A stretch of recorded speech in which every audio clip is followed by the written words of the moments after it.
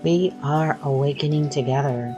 This is our weekly gathering we hold online. For more information, visit our website, awakening-together.org. We'd love to see you there. Thank you, Santa. Welcome, everyone. This is a beautiful Sunday, November the 14th of 2021. And we're getting ready to go into the holiday season, but put that out of your mind. Let's be here right now in this holy instant. Thank you, Santa. So as we get started, let me share our purpose. We are an assembly of equals joined in common purpose, awakening to one true self. Within the appearance of many faiths, many cultures, and many symbols, we seek to discern one truth and to rest in its embrace. And for our core value today, I've chosen core value number 1. We trust everyone is led by unique inner guidance to one experience called awakening, which is the realization of one true self. We live this value by supporting one another on different paths of awakening. And now then, we have a reading.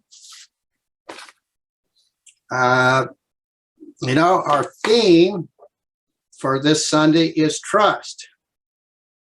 And Sharon Hepburn has graciously agreed to read about trust from The Way of Mastery, The Way of Knowing, Part 3. So place your trust in the love that birthed you. All right, Sharon, it's all yours. Thank you, George. So as George said, the excerpt is from The Way of Mastery, Part 3, Lesson 31. Place your trust in the love that birthed you. When you become so much a lover of the wisdom of a perfect union with God, so that all that matters to you, you are already 90% free of illusion, and the world will never have the power to truly bind you again. Place, then, your trust in the love that birthed you. When I say birthed you, I'm not talking about the body. I'm not talking about your personal history, your ego. The you I refer to exists within and prior to all of that. It is as though your Father has created you as the powerful ocean in which you have been, knowingly and unknowingly, emanating all the waves that have become your particular experience as the soul. That is what God has created. Trust the one that created you, an infinite source of awareness that is perfectly free in every moment to decide what experiences it will have. Why is this important? Your world would teach you, and the level of perception of the body-mind would say, well, I want to have an experience. Oh, I just had a thought of having an ice cream cone. Well, I've experienced driving my body to the ice cream store and eating ice cream. That event does occur. But if you look closely, you will discover that your experience is the value you place upon the event. I know that seems subtle to you, but it's very, very important. Experiences actually occur nowhere but in the field of the mind. You could just as easily go to the store and eat ice cream and have your mind on a book that you're writing, or the remembrance of a great love affair or a great movie from the night before, and never even noticed the taste of ice cream. You get home and your wife or husband says, well, dear, did you have a good trip to the ice cream store? And you can reply, oh, that's right. I did stop at the store. You know, to tell you the truth, I don't even remember what I had. So where does the experience occur? It does not occur at the level of the body-mind itself. It occurs at the level of the mind. And mind shapes experiences according to what it chooses to value. Now, does that mean you just drop everything in the world? No.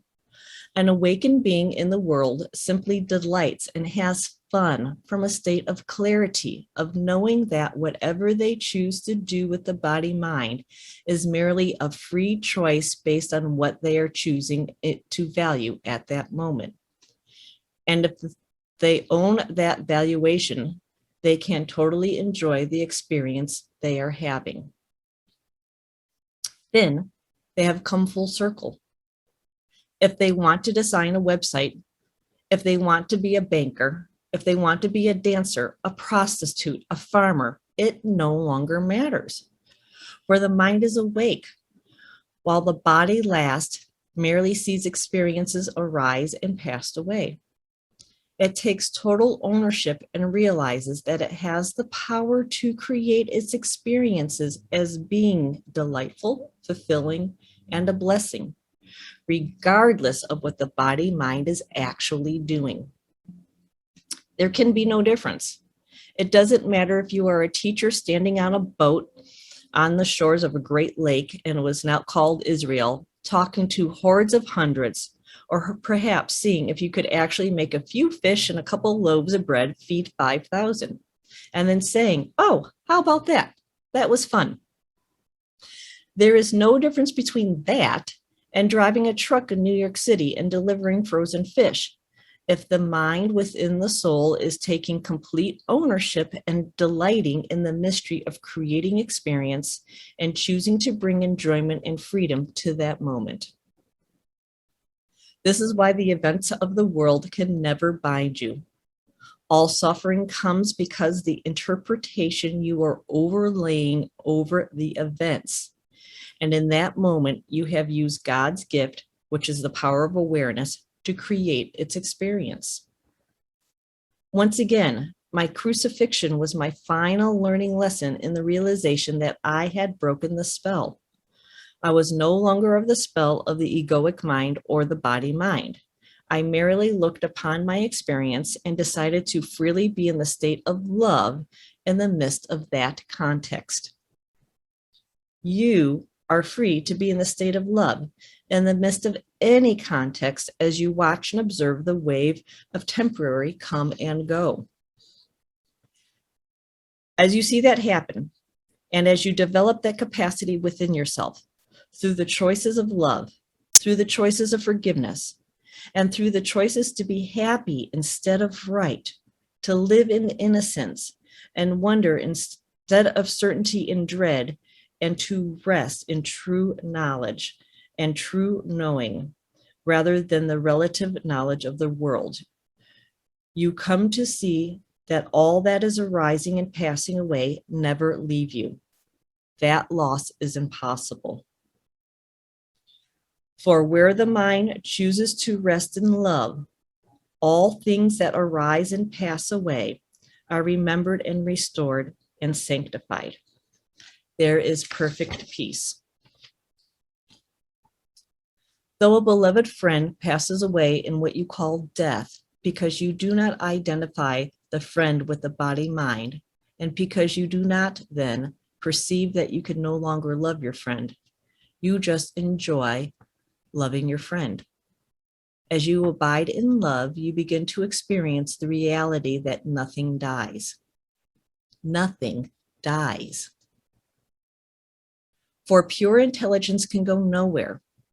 One of your scientists once said, I think I have figured it out. Energy is what makes up everything, and it can go anywhere. It could only change form, but the essence or the energy remains. That is not unlike a mystic or a sage or a great savior Messiah or a very ordinary everyday person waking up and saying, you know, only love is real, and in love, all things exist forever. I am not separate. I am not lost. I am free. The great journey in the field of space and time is to allow that awareness to settle into your beingness so that quality of awareness permeates and pervades the level of the egoic mind, the level of interpretation, and the level of perception of the body-mind, the apparatus of the brain and the nervous system. All of that is still going on, but you begin to pervade it with the growing awareness that only love is real, that I have the power to extend forgiveness. Every time the mind trusts in the one that created it and rests in that peace, a miracle occurs. Every time you have extended forgiveness, a miracle has occurred, for you have withdrawn the valuation of an old perception system and chosen for reality. The enlightened sage is merely one who has cultivated the practice of training the mind to choose the reality of love under all circumstances. Though that's won many successes, they have come to know what they have chosen is true. God has been revealed. Loyalty is no longer a question.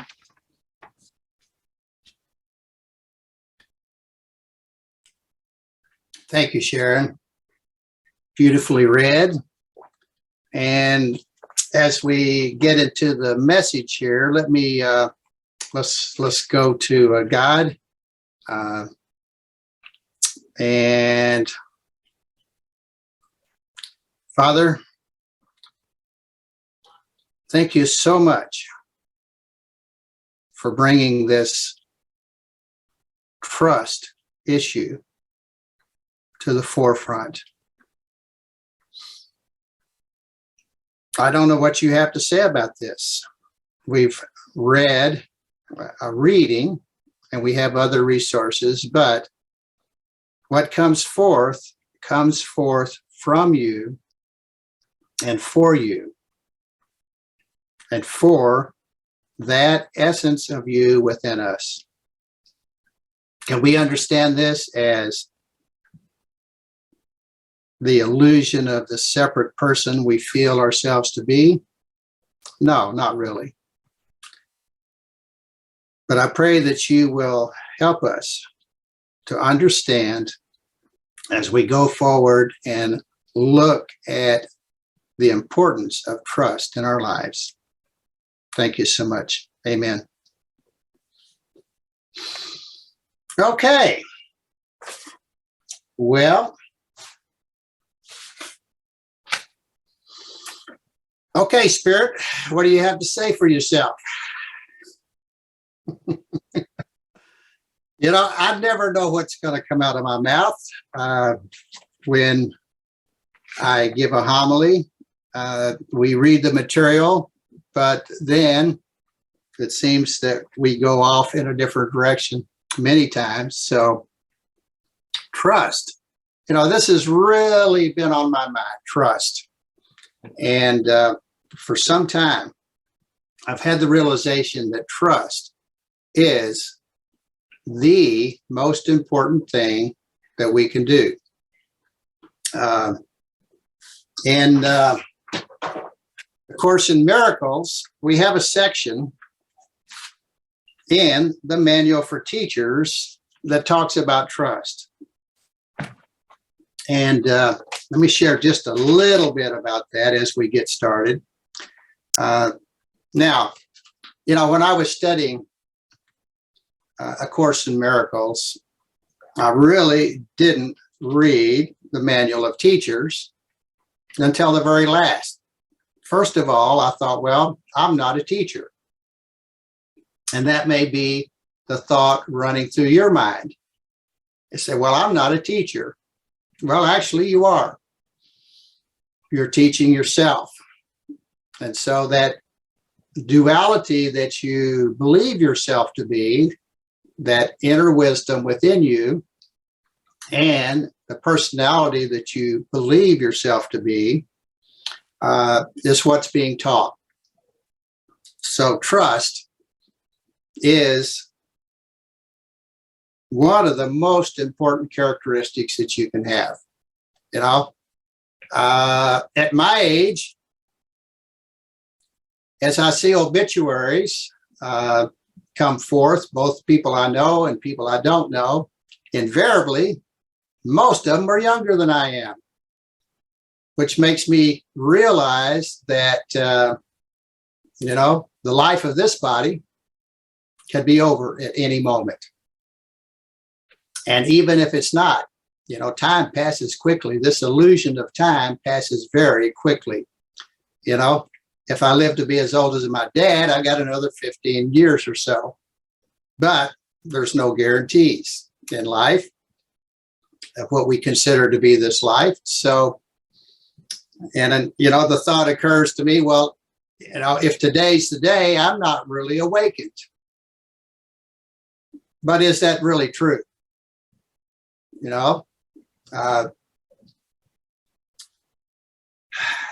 Helen says we are already awakened, and the issue is we just don't realize it yet. And that's one of the biggest stumbling blocks that we have. We do not feel awakened. We do not feel enlightened. And yet, I trust that we truly are. So let me just share a little bit about trust. This is the foundation on which their ability to fulfill their function rests. And that's you and I. The teachers of God have trust in the world because they have learned it is not governed by the laws the world made up. So the world that we're in is a programmed world. It's an illusion from the sense that what we think we see in the world is really not what is really there. And, everything within time and space is, if we look at the four principles of God, in the realm of manifestation. So it really doesn't matter where we're at. We're still just in that illusory world of manifestation of time and space.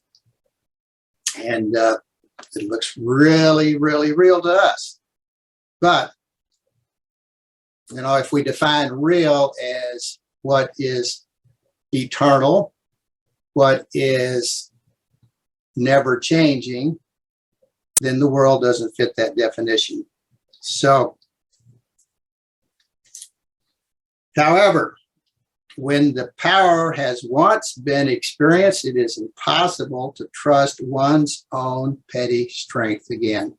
We as human beings, we think we're in charge, or at least we have some element of free will, which is another illusion, by the way, but it seems like we have free will. The Course points out that the only free will that we really have is when we decide to yield to that impulse, that inner guidance to awaken. So we can put it off as long as we want, but there's only one path, even though there seems to be many. So in trust, there is a process, and so kind of reminds me of the steps of grief that we've all heard about. But there's a process. The development of trust. First, they must go through what might be called, or I should say we must go through what might be called a period of undoing. This need not be painful, but it is usually so experienced. So there are people who awaken with relatively little suffering. That's my desire. Who wants to suffer? But we have seen people, Eckhart Tolle, Byron, Katie are two good examples where they were suffering mightily as they awakened. They didn't even have the intention to awaken, it just happened. But we have the concept that, okay, that we're participating in this. And so we can look forward to it. But most of us would like to look forward to it and experience it without a period of undoing. And next, the teacher of God must go through a period of sorting out. This is always somewhat difficult because having learned that the changes in his life are always helpful, he must now decide on all things on the basis of whether they increase the helpfulness or hamper it. So it takes great learning to understand that all things, events, encounters, and circumstances are helpful. So, the good, the bad, the ugly. It's all the same. And we each one of us have kind of a custom designed program designed specifically for us to help us in this awakening process. There's another stage that we may go through that can be called a period of relinquishment. And this is interpreted as giving up the desirable, and it will engender enormous conflict. So there's things that we like about this life. And from a standpoint of our personality, we may feel that we have to give something up, which most of us really don't want to do. Then there comes a period of settling down, and this is a quiet time in which we can rest in relative and reasonable peace. So, and I've gone through periods like this where, everything seems to be going along just fine. And, but then my ego says, well, gee, you're not suffering, so you're not really making any progress. But what I read here is that's not particularly true. That's just part of the process. And the next stage is a period of unsettling.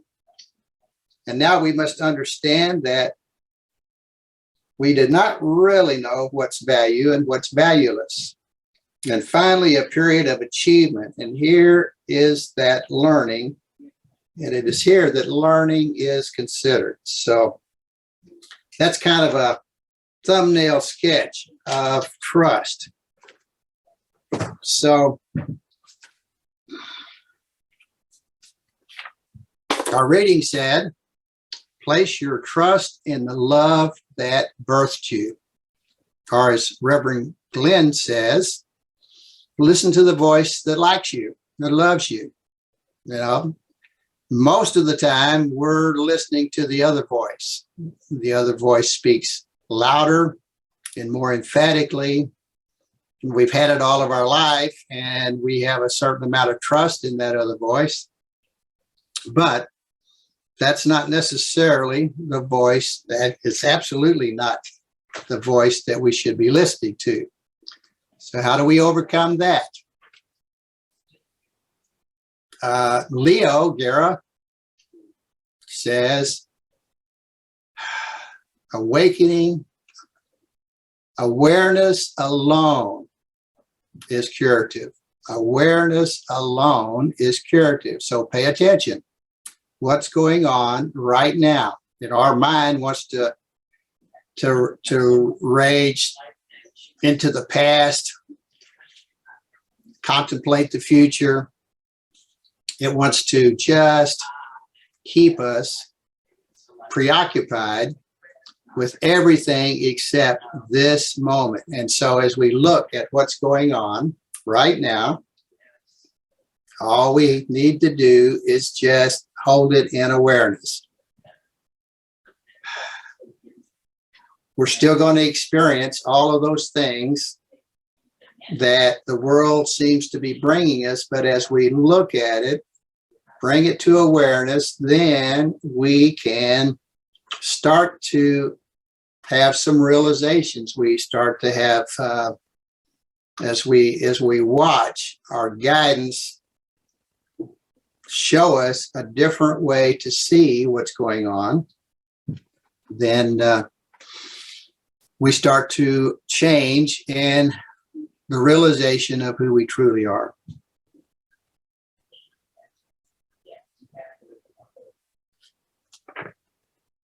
So when we say place your trust in the love that birthed you, we're not talking about the body.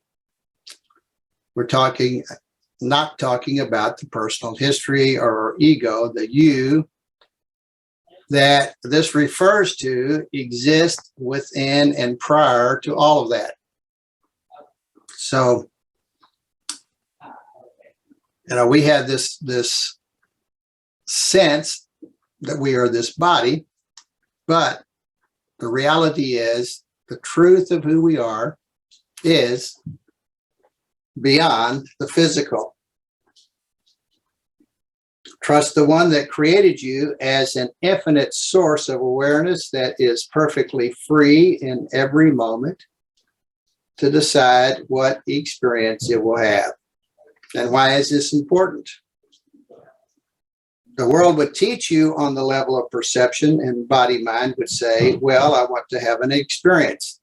Oh, I just had a thought of eating an ice cream cone, okay? So, and it goes on to explain, you can eat that ice cream cone with awareness and be present, or you can eat an ice cream cone unconsciously because your mind is somewhere else and you don't really even enjoy it.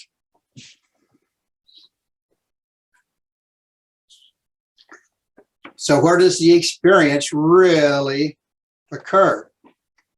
It occurs on the level of mind. So your body can be eating an ice cream cone and you can be totally oblivious. And, because your mind can be somewhere else. It can be worrying about the future, mulling over the past, thinking about woulda, coulda, shoulda, thinking about how bad you are, that you shouldn't have done this or you shouldn't have done that, instead of being present and enjoying this moment.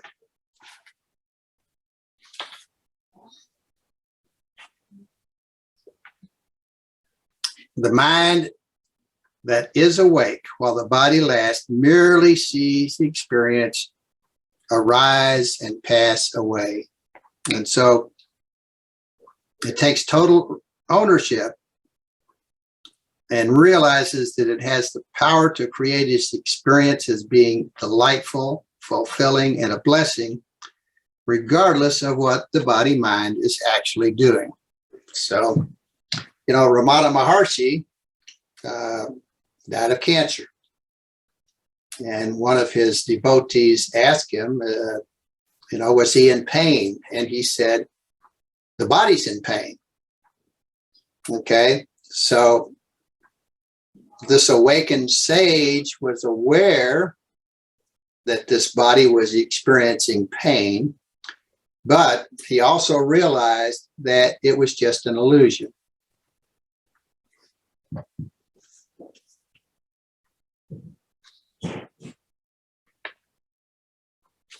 So we can come to see that all that is arising and passing away can never leave you. The loss is impossible.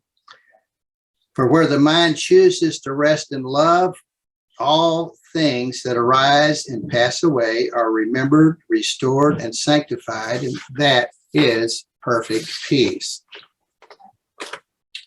So as you abide in love, you begin to experience the reality that nothing dies. Nothing dies. I just talked about death. it sure looks like these people that have already vacated the physical body, to me, it looks like they died. But nothing really dies, because pure intelligence, which is what God really is, that pure intelligence, that essence of God, can go nowhere. Only love is real. And in love, all things exist forever. I am not separate. I'm not lost. I am free. And so, this is an important point here. Even though it seems that things come and go, that things arise and things fall away, the reality is all that really exists is love. Each one of us has the power to extend forgiveness. Every time the mind trusts in the one that created it and rests in peace, a miracle occurs. Every time that you have extended forgiveness, a miracle has occurred for you. You have withdrawn valuation of the old perpetual system and chosen for reality. So the enlightened sage is merely one who has cultivated the practice of training the mind to choose reality of love under all circumstances. So what will you choose to value?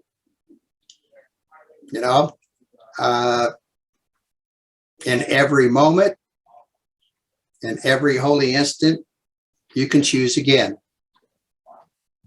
Trust the one that birthed you and has been guiding your journey home all along. So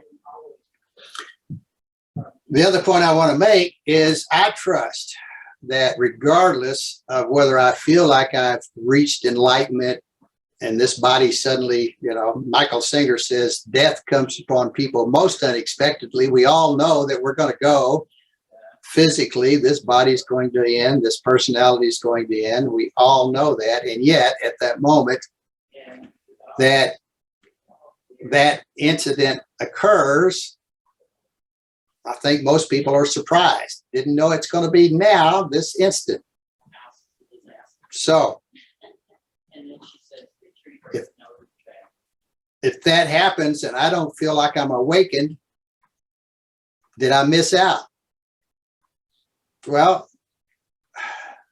the reality is George is never going to wake up.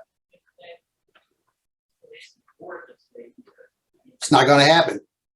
George cannot awaken. The personality, that separate entity, George, cannot awaken. However, that spirit within me, which is the reality of who I really am, is already awakened. And if George lives long enough, he can participate in that peace and joy and happiness. That awakening is there for us.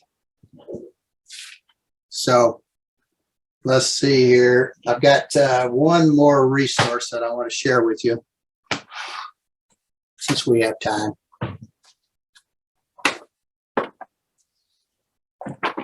So in NTI, 1 Peter chapter 1.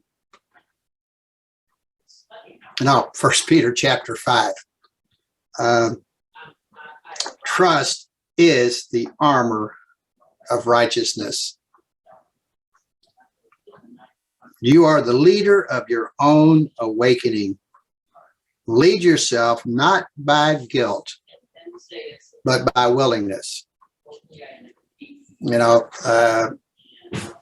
We all have a bit of the I am bad. Some of us have a lot of the I am bad. And if you don't feel like you're bad right now, you think about, well, gee, I was bad. So it's, one and the same. I have been a bad boy, or I've been a bad girl, or whatever. I can certainly look back on my life and say, gee, I wish there were some do-overs and I knew what I was doing at the time, and I didn't. So, we don't know what we don't know. And as we look back, as David Hawkins says, we have the choice to accept the higher vibration level, the highest choice that we can make at the time. And yet that higher choice might not be much better than the lower choice. So we have the opportunity in each moment to continue on and lead ourselves, not by guilt, but by willingness. And, where does that willingness come from? That inner wisdom, that inner spirit within us draws us to it. Why are we here this morning talking about this and you're listening to this? We could be doing so many other things. We could be at the lake, we could be at the beach, we could be in the mountains. Why have we chosen to be here? I don't have an answer for that. I don't really know why, but I'm here. I feel drawn to be here. I feel drawn to share, and you feel drawn to listen.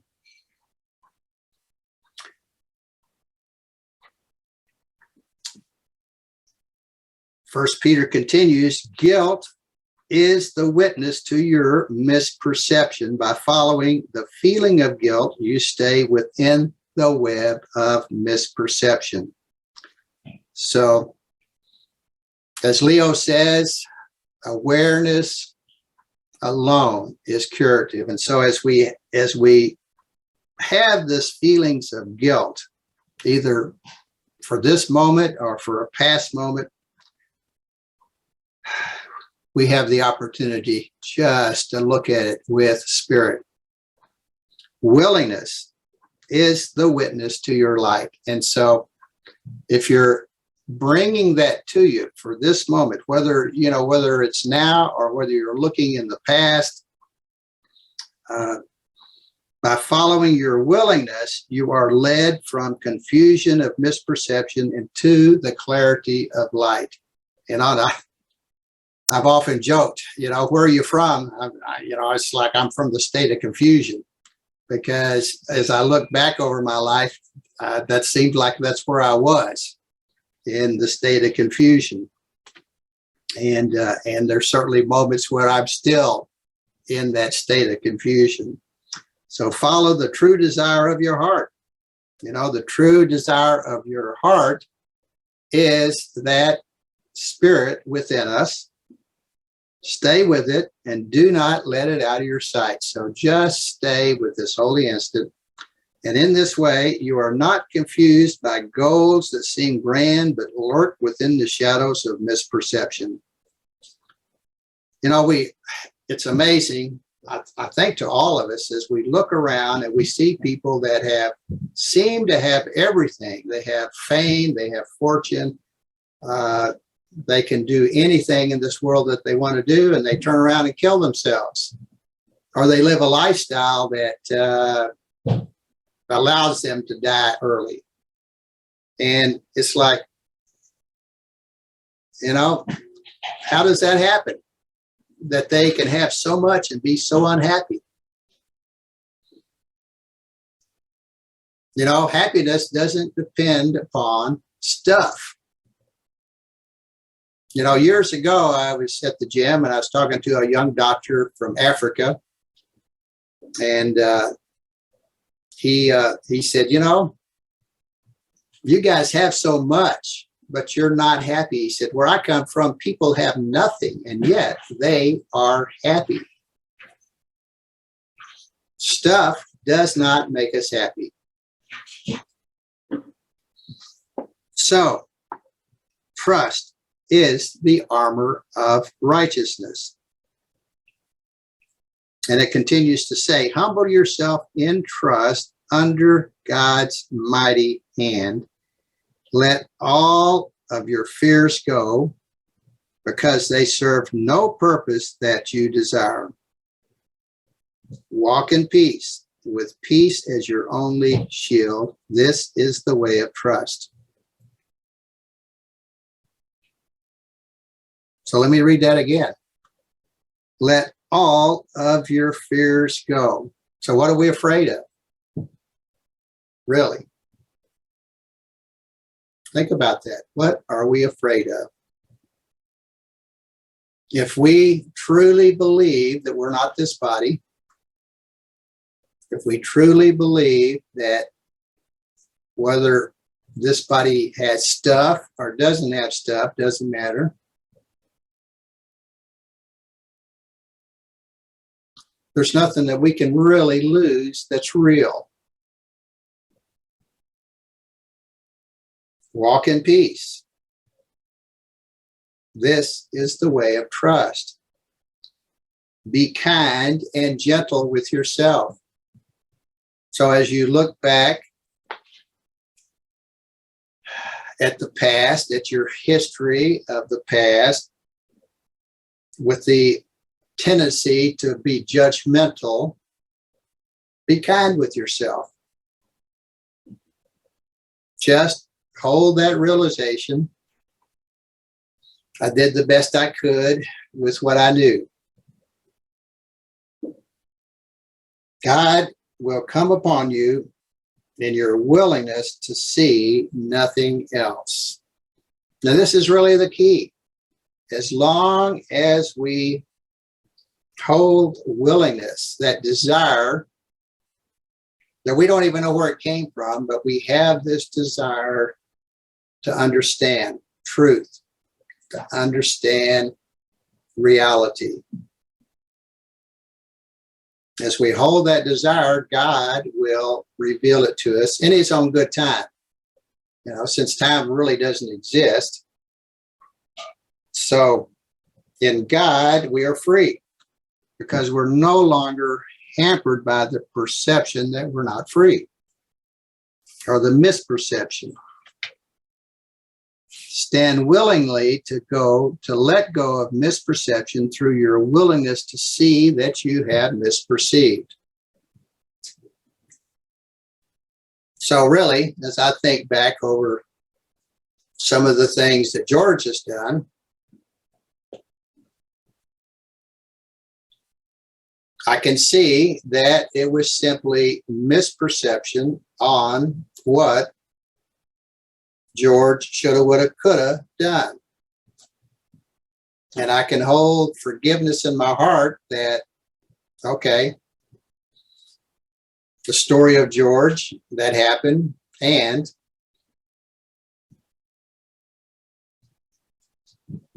still nothing happened. So that reminds me of the back over here in this other one that we first read.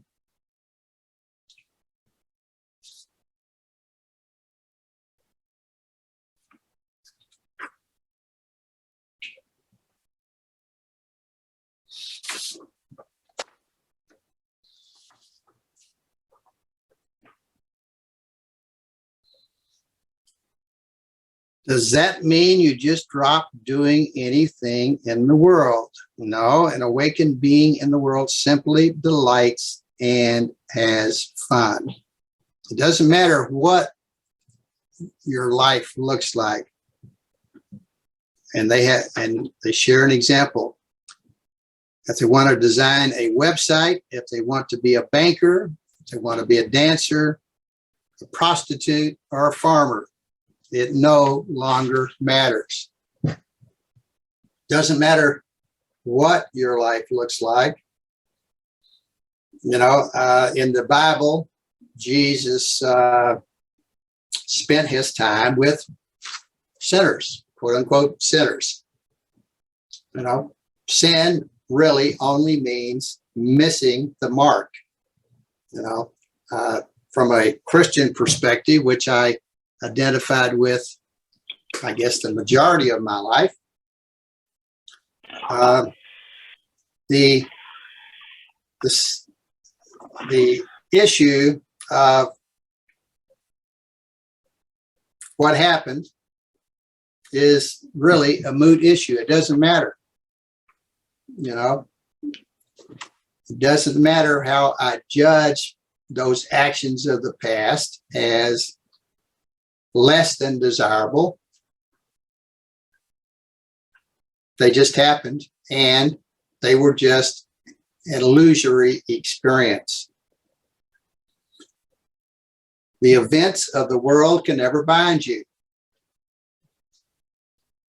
So, and that includes the past events that you remember. All suffering comes because the interpretation that you are overlaying over the events. So, as we look back and think, with the aid of inner wisdom, we look back and see that nothing really happened. You know, even somebody like Hitler, whom we would identify as being a very evil person, nothing really happened from the standpoint of reality. Now that's very difficult, impossible for me to understand, and I'm sure you to understand. But this world is an experience. God, through Spirit, created this world, allows everything to happen that appears to be happening, and it's all neutral. It's just a story. You know, it's like playing a video game. You know, playing a video game, if you're in one of these war games, you're killing the other little characters, and your little character's running around, and that's what the world is like. Nothing is really going on except the awareness of this story, this game. And somehow, some way, Spirit, the Holy Spirit within time and space, only sees love. So I see I'm running out of time, and so thank you for being here. Thank you for listening, and I hope this was of some benefit to you and to George. Thanks now. Thanks, Sina. Yeah, let me leave with one thought here. This is Proverbs chapter 3, verses 5 and 6. Trust in the Lord with all your heart, and lean not unto your own understanding. In all your ways, submit to him, and he will make your path straight. So, you know, that's, there's so much truth in the Bible. You know, and quite frankly, you know, I think for most of us who have a background in Christianity, we may feel kind of let down or a little bit more judgmental about Christianity than we are some of the other major religions of the world. But there's a tremendous amount of truth in the Bible. It's just a matter of looking at it through the eyes of Spirit. So, and just a reminder, Awakening Together does survive off of your donations. So if you feel guided to donate, there's a link that Sina has just posted. And so we appreciate any and all support for Awakening Together. So, all right, this is let's see, we got like about 5 minutes here. Does anybody have anything they want to say about the homily before we go into fellowship?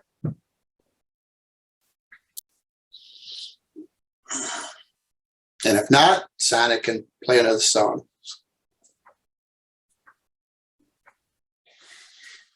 All right. Thanks so much, everyone. If you stick around for fellowship, you can talk about the homily or anything else you're interested in. So, and I guess, Sana, you're going to do fellowship today? All right. I'm releasing the mic. Thank you. Thank you for watching. This was our weekly gathering that we hold online. For more information, you can visit our website at awakening-together.org, or you can subscribe to our Awakening Together channel and click the bell for more notifications when we post our weekly gatherings. Thank you again for watching.